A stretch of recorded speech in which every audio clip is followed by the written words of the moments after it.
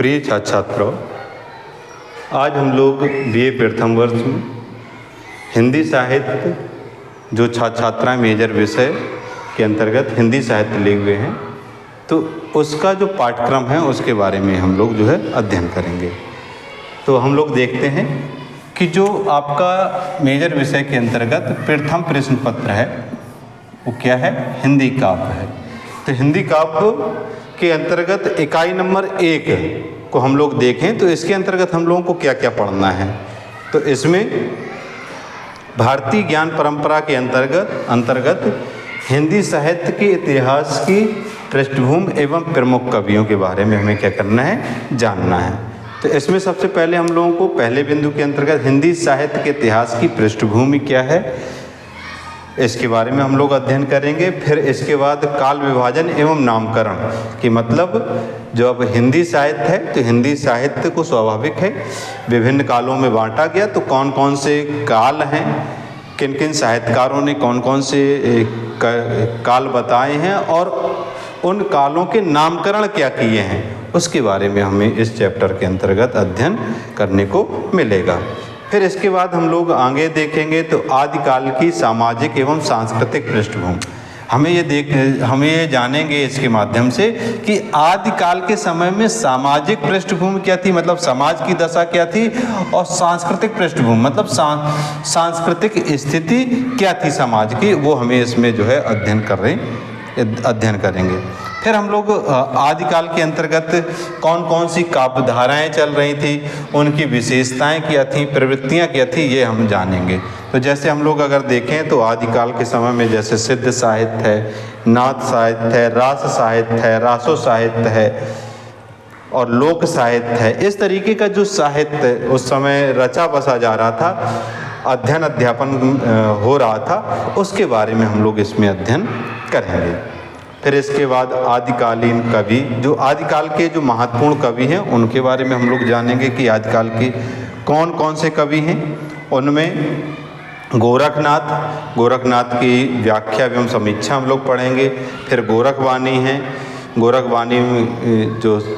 गोरखवाणी शब्दी के जो पद संख्या है 2, 4, 7, 8, 16, इनका हम अध्ययन करेंगे।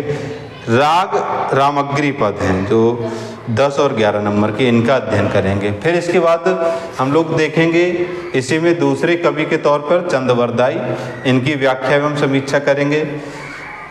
इनका जो ग्रंथ है पृथ्वीराज रासो, उसमें कनवज समय है, उसमें जो कवित्व संकलित हैं 144, 145, 146, इनका जो हम लोग क्या करेंगे, अध्ययन करेंगे। फिर इसके बाद विद्यापति जी जो आदिकालीन कवि हैं उनकी जो व्याख्या और एवं समीक्षा करेंगे। पदावली में पद संख्या 1, 49, 54, 55 और 58, इनका जो हम लोग क्या करेंगे, अध्ययन करेंगे। अभी इकाई नंबर 1 है, इकाई नंबर 2 हम लोग आगे देखते हैं।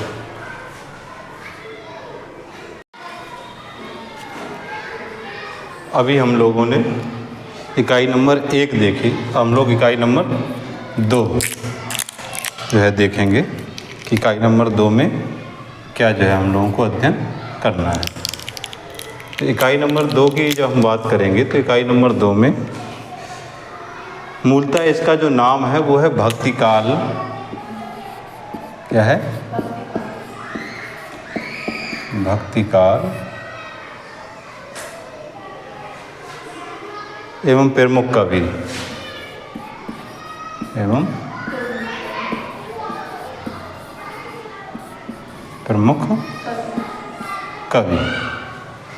तो अब भक्ति काल के अंतर्गत हम लोगों को देखना होगा कि भक्ति काल के अंतर्गत किन किन चीज़ों का हमें अध्ययन करना है। तो यदि हम देखें इसमें जो पहला बिंदु है, जो पहला बिंदु रहेगा इकाई नंबर 2 का, वो ये है कि भक्ति काल, भक्ति आंदोलन क्या है, भक्ति आंदोलन। भक्ति आंदोलन के अंतर्गत क्या क्या हमें देखना है, सामाजिक सांस्कृतिक पृष्ठभूमि। क्या देखना है, उस समय सामाजिक पृष्ठभूमि क्या थी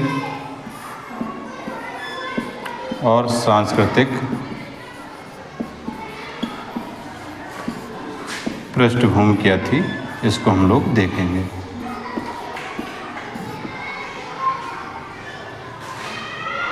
अब अगर इसी में हम देखें तो हमें देखना होगा कि जो इसी में 1.2 दूसरा जो पॉइंट है वो ये कि काव्यधाराएं एवं प्रवृत्तियाँ, तो हमें इसमें लिखना होगा भक्तिकालीन काव्यधाराएं। क्या? भक्तिकालीन काव्यधाराएं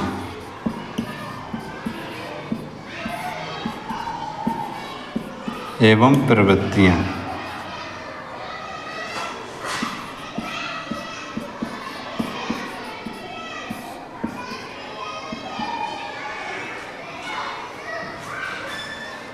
इसके बाद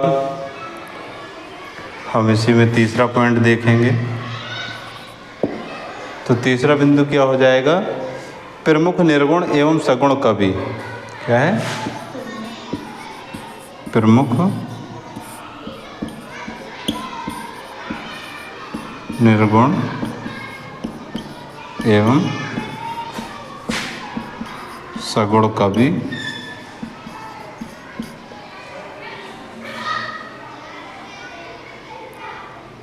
भक्ति काल की प्रवृत्तियाँ।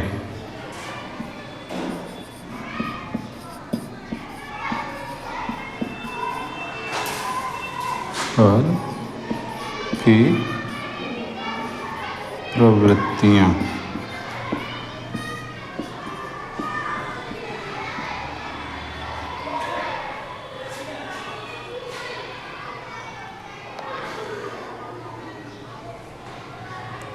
अब इसमें जो है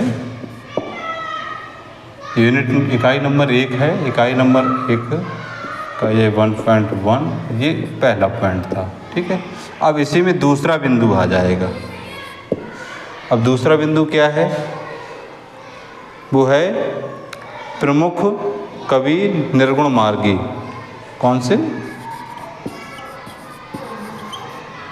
प्रमुख कवि कौन से कवि? निर्गुण मार्गी। हम लोग इसमें अच्छी तरीके से पढ़ेंगे कि निर्गुण कवि कौन है, सगुण कवि कौन है, ज्ञानाश्रयी, प्रेमाश्रयी, निर्गुण निर्गुण मार्गी।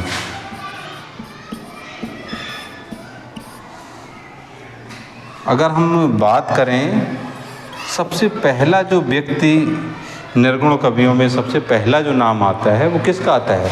कबीरदास जी का। अगर हम देखें तो कौन से? कबीरदास जी। सबसे पहले जो कवि आते हैं कबीरदास। तो इनकी हम लोगों को क्या पढ़ना होगा? व्याख्या एवं समीक्षा। व्याख्या भाग पढ़ेंगे, फिर उसकी समीक्षा करेंगे।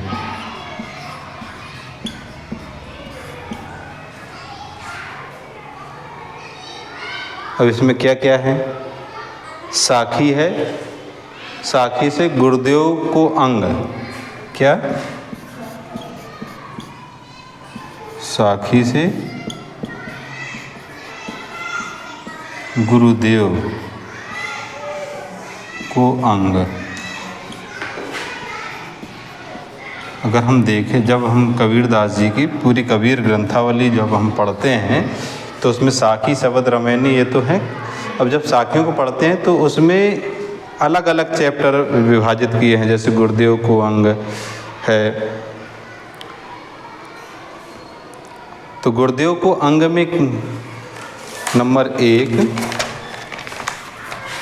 कौन कौन से हम लोगों को दोहे पढ़ने होंगे?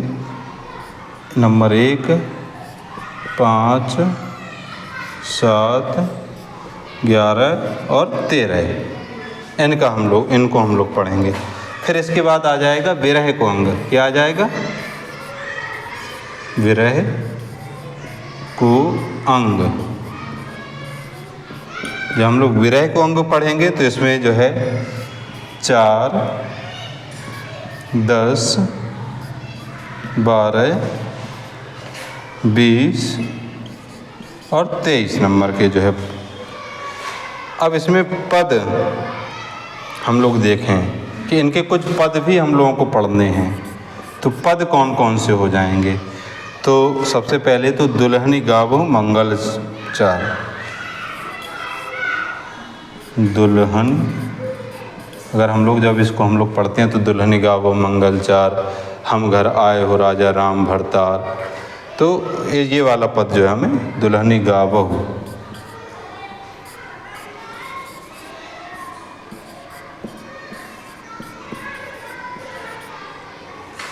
मंगल चार। फिर इसी में कॉमा लगा के आगे लिख लेंगे। दूसरा पद क्या पढ़ेंगे? पंडित वाद बदंते झूठा।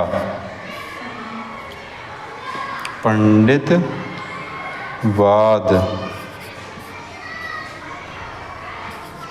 बदंते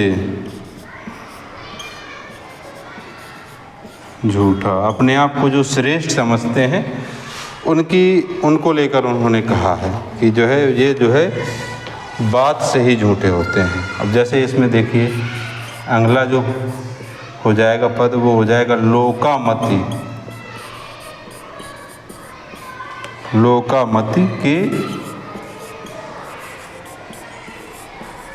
भौरा रे। फिर है आगे बोलो भाई। क्या है? बोलो भाई राम की दुहाई।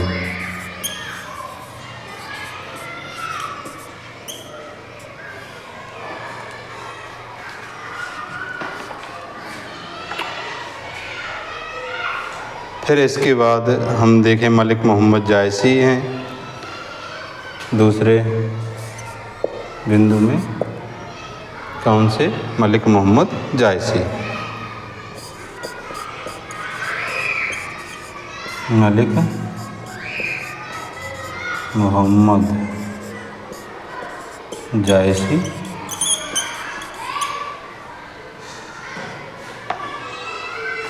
इनका भी हमें क्या करना है? इनकी व्याख्या एवं समीक्षा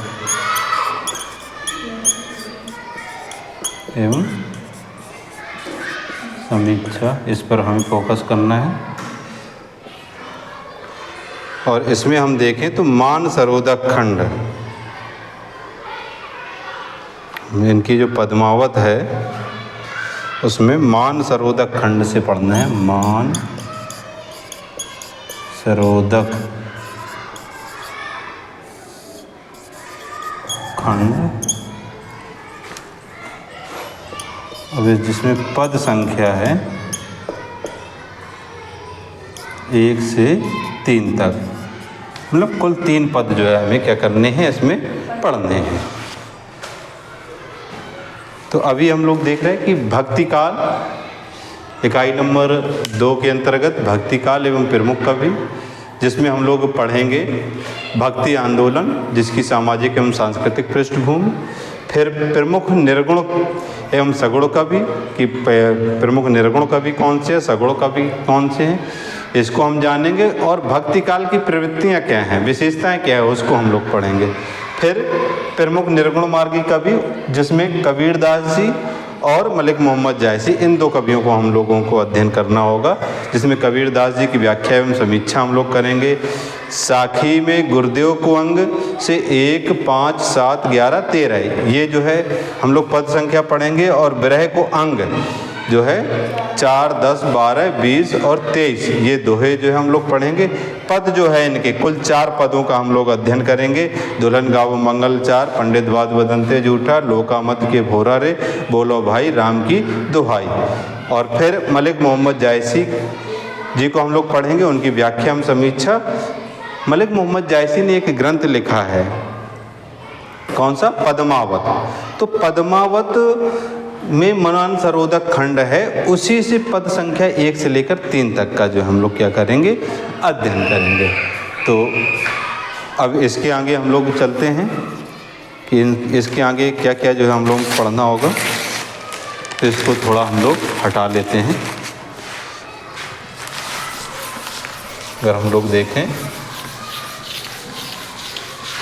तो इसको आप लोग लिखते चलें और प्रयास ये करें कि जो आपका नोट्स है जिसमें आप लोग जो हिंदी काव्य है का नोट्स बना रहे हैं तो उसके शुरुआत में जो है आप लोग क्या करें, इसको नोट करें, क्योंकि शुरुआत में नोट होगा तो आपको जब हम पूरी लगातार कक्षाएं अध्ययन करेंगे और उसमें आप नोट्स बनाते जाएंगे, पढ़ते जाएंगे, तो क्या क्या हमने पढ़ा दिया है यह जानकारी आपको वहाँ से होती जाएगी। जो टॉपिक हमने पढ़ा दिया तो उस पर आप लोग टिक लगाते जाएंगे और फिर उसके आगे हम लोग क्या करेंगे, बढ़ते जाएंगे। तो इन चीज़ों को हम लोगों को देखना होगा।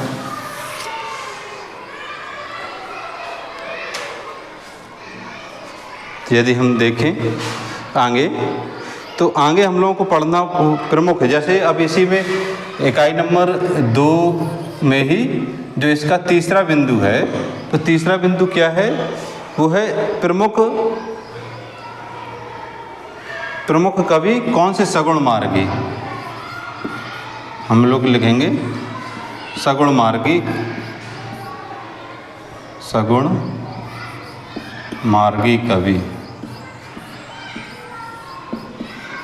तो इसमें 3.1 के अंतर्गत सबसे पहले जो आएंगे वो आएंगे सूरदास जी। कौन आएंगे? सूरदास। इनकी भी हम लोग क्या करेंगे, व्याख्या एवं समीक्षा। जो पद दिए होंगे उनकी व्याख्या करेंगे और फिर उनकी समीक्षा करेंगे। और ये तो करेंगे ही, इसके साथ जितने भी कवि हैं उनका जीवन परिचय हम अवश्य पढ़ेंगे। तो अगर हम देखें तो सूरदास जी के जो पद हैं, पद संख्या कौन कौन से हम लोग अध्ययन करेंगे, तो 21, 23, 25, 85।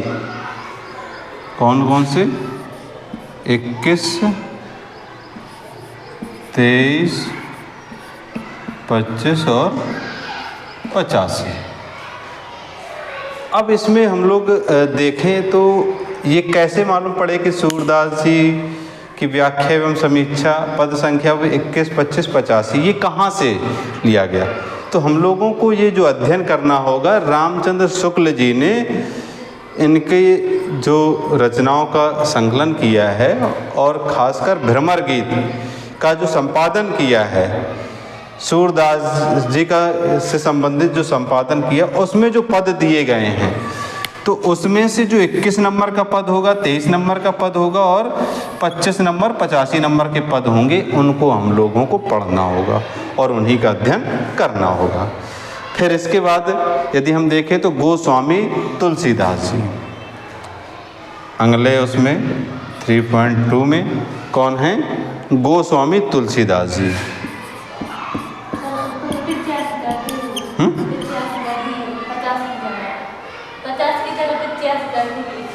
85 ही है, 50 नहीं है, 85।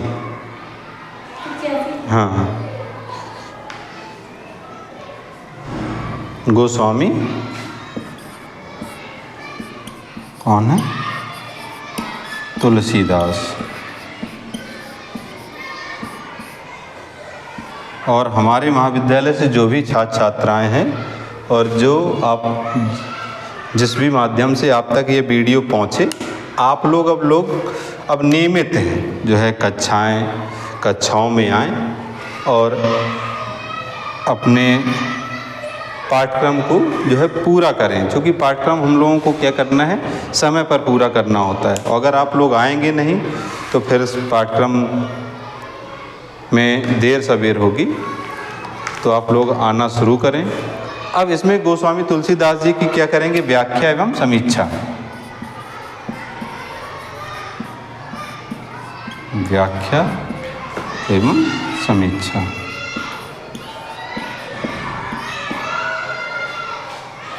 तो व्याख्या एवं समीक्षा के बाद हम देखें तो इसमें हम लोगों को क्या पढ़ना है, इसमें हमें अयोध्या कांड पढ़ना है। क्या?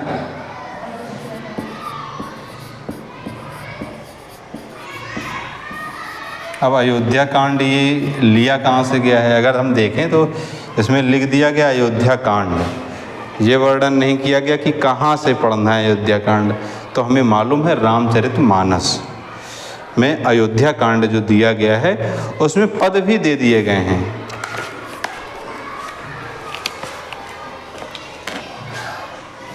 कौन सा पद?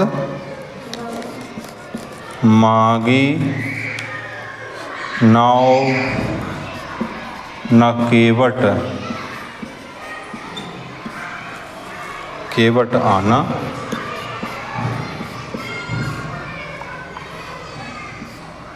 कही तुम्हार मरम मैं जाना, कही तुम्हार मरम मैं जाना।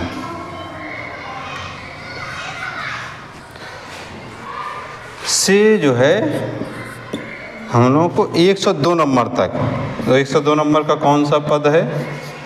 विदा कीन करुणा करुणायन,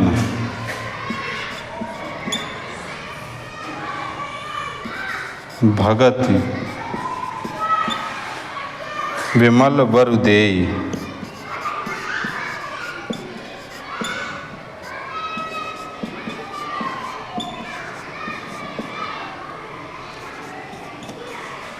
अगर हम देखें तो ये कौन सा 102 नंबर का दोहा है।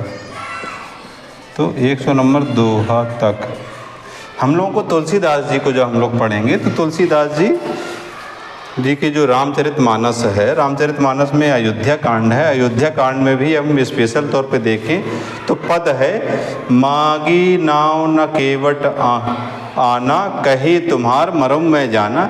इस पद से लेकर विदा कीन करुणायन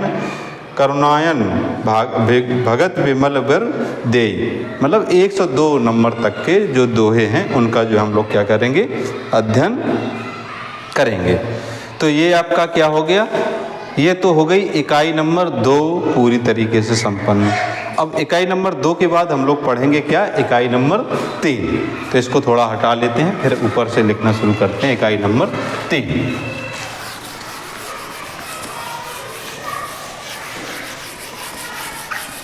जो बच्चे यदि घर से नहीं आ पा रहे हैं और इसके बाद आप लोगों को ग्रुप के माध्यम से वीडियो मिल रहा है, तो आप लोग चैनल को लाइक करते जाएं, सब्सक्राइब भी कर लें, जिससे कि आपको जो क्लास में पढ़ाया जा रहा है वो आप तक पहुंच सके। अगर जो बच्चे किसी कारणवश क्लास में नहीं उपस्थित हो पा रहे तो उनकी क्लास मिस ना हो और आप तक वीडियो जो है पहुंच जाए और आप लोग जो है अध्ययन कर सकें। तो चैनल को लाइक सब्सक्राइब अवश्य करते चलें। देखिए रीतकाल, अब इकाई नंबर 3 हम लोग देखते हैं। कौन सी? इकाई 3। तो इकाई 3 में क्या है? रीतकाल की पृष्ठभूमि एवं प्रमुख कवि। क्या है? रीतकाल की पृष्ठभूमि एवं प्रमुख कवि। रीतकाल के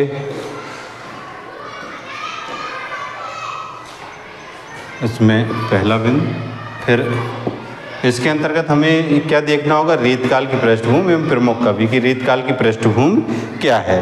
तो रीतकाल के अंतर्गत रीतकाल की सामाजिक एवं सांस्कृतिक पृष्ठभूमि क्या हो जाएगा? रीतकाल की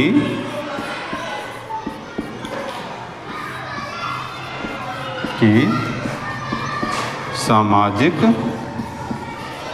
एवं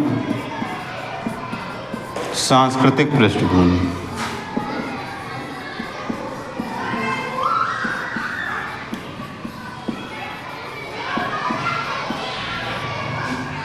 ठीक है।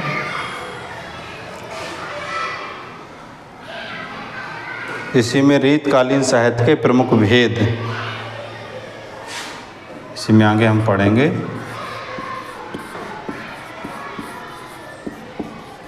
रीतकालीन साहित्य के प्रमुख भेद, जैसे रीतबद्ध, रीत सिद्ध और रीत मुक्त।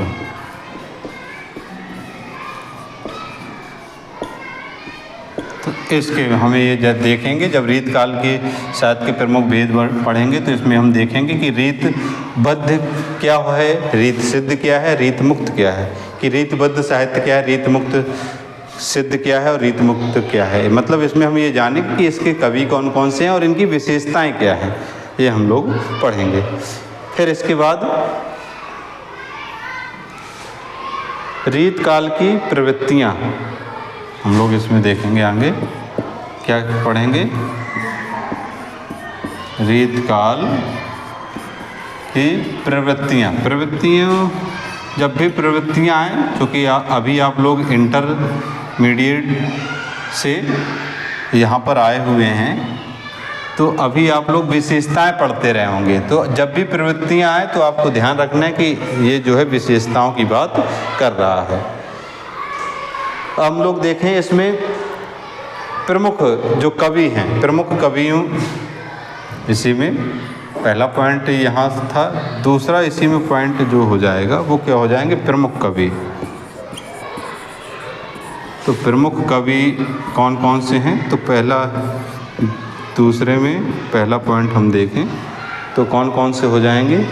सबसे पहले हैं बिहारी। कौन है, रीत काल की जब हम बात करेंगे या हिंदी साहित्य की बात करेंगे और बिहारी का नाम न लें, ऐसा हो ही नहीं सकता। व्याख्या एवं समीक्षा, इनका हमें क्या पढ़ना है, व्याख्या एवं समीक्षा जो है क्या करनी है, पढ़नी है।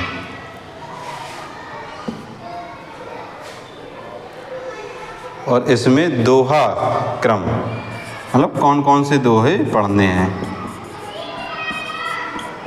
तो अगर हम देखें तो 1, 16, 18, 20, 1, 16, 18, 20, 21, 25, 27, 28, 21, 25, 27, 28, 37 और 46।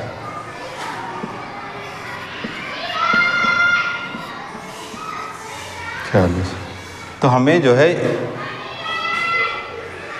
इकाई नंबर 3 के अंतर्गत जो प्रमुख कवि हैं उनमें सबसे पहले किसको पढ़ना है, बिहारी को पढ़ना है। तो बिहारी का हम लोग क्या पढ़ेंगे, दोहा पढ़ेंगे 1, 16, 18, 20, 21, 25, 27, 28, 37 और 46 नंबर के, ये जो है दोहे पढ़ेंगे। फिर इन्हीं में दूसरे जो कवि हैं वो है भूषण।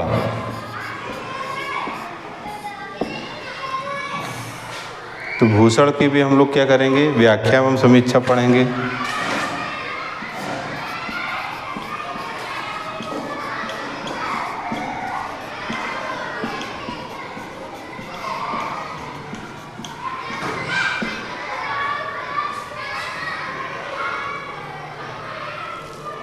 अब जिसमें इनकी जो रचना है शिवा बावनी, कौन सी है, शिवा बावनी भूषण जी की। इनके जो है पद हैं 4, 25, 26।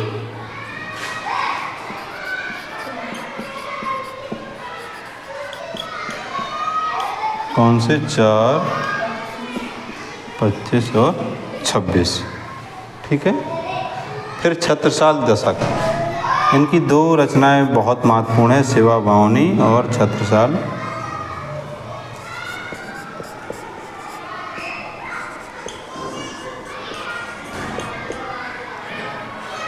उसमें पद संख्या कौन कौन से हैं? वो है 1 और 7। पद संख्या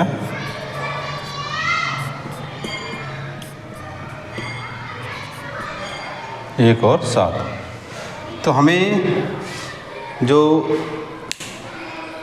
हिंदी काव्य है, पहला प्रश्न पत्र है बीए प्रथम वर्ष का, तो उसमें जो इकाई नंबर 3 है, तो 3 इकाई में रीतकाल की पृष्ठभूमि एवं प्रमुख कवियों का अध्ययन करना है, रीतकाल की सामाजिक एवं सांस्कृतिक पृष्ठभूमि, रीतकालीन साहित्य के प्रमुख भेद, रीतबद्ध, रीत सिद्ध, रीत मुक्त का अध्ययन करना है, रीतकाल की प्रवृत्तियाँ, प्रमुख कवियों में बिहारी और भूषण हैं। तो बिहारी जी की दोहे 1, 16, 18, 20, 21, 25, 27, 28, 37, 46 और भूषण जी की व्याख्या एवं समीक्षा शिवा बावनी है। पद संख्या 4, 25, 26, छत्रसाल दशक में पद संख्या 1 और 7, इनको जो हमें क्या करना है, पढ़ना है। अभी 2 यूनिट और हैं। अभी तक हम लोगों ने कितनी 3 यूनिट पढ़ को देखा है, 2 यूनिट हम लोग और देखेंगे कि क्या क्या है। तो बेटा थोड़ा विभाग से जाके पानी ले आओ, पानी पी लिया जाए, बोतल रखी होगी, ठीक है।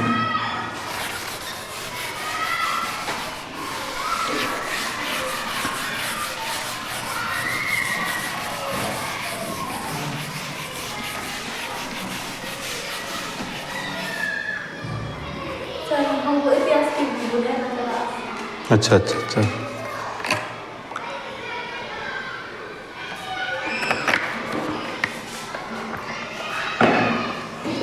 अच्छा, तो इतिहास में क्या है?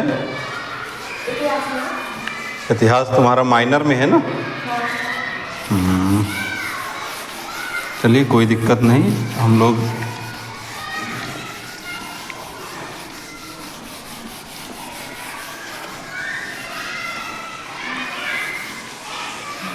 तो अभी आप जाना चाहो तो जा सकते हो, कोई दिक्कत नहीं, ठीक है।